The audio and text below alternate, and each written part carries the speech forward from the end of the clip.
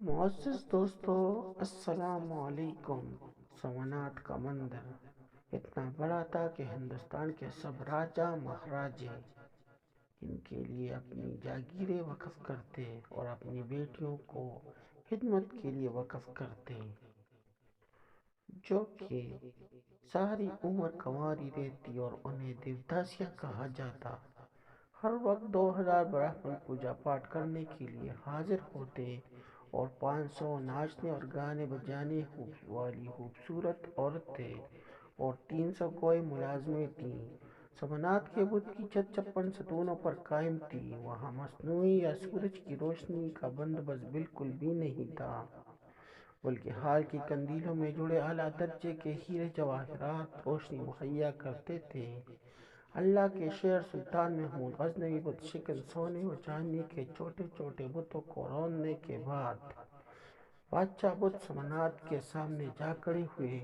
یہ بت 6 فٹ زمین کے اندر اور 9 فٹ زمین سے بلند تھا۔ اسی دوران شہر کے معزز سمجھے جانے والے ہندوؤں نے منہ مانگی مال و دولت کی پیشکش کی کہ سومنات بت کو کچھ نہ کہے، تو سلطان محمود غزنوی کے دیسی دانشوروں نے مشورہ دیا کہ پتھر توڑنے کا کیا فائدہ، جبکہ مال و دولت مسلمانوں کے کام آئے گا۔ یہی سوچ ہمارے آج کل کے حکمرانوں کی بھی ہے کہ جہاد میں کیا فائدہ، ہم اپنی معیشت مضبوط کرتے ہیں۔ سلطان محمود غزنوی نے دیسی دانشوروں کی بات سن کر کہا کہ اگر میں نے تمہاری بات مان لی تو دنیا مجھے بت پروش کہے گی، جبکہ میں چاہتا ہوں دنیا اور آخرت میں مجھے بت شکن کے نام سے پکارا جائے۔ یہ کہتے ہی محمود بت شکن کی توحید غیرت جوش میں آئی اور ہاتھ میں پکڑا ہوا گلف سومنات کو دے مارا۔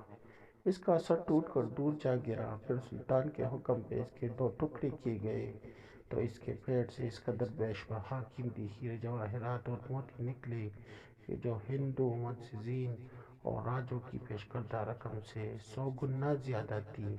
اگر آپ میرے چینل پہ نئے ہیں تو ویڈیو کو لائک کریں اور چینل کو سبسکرائب کریں۔ شکریہ۔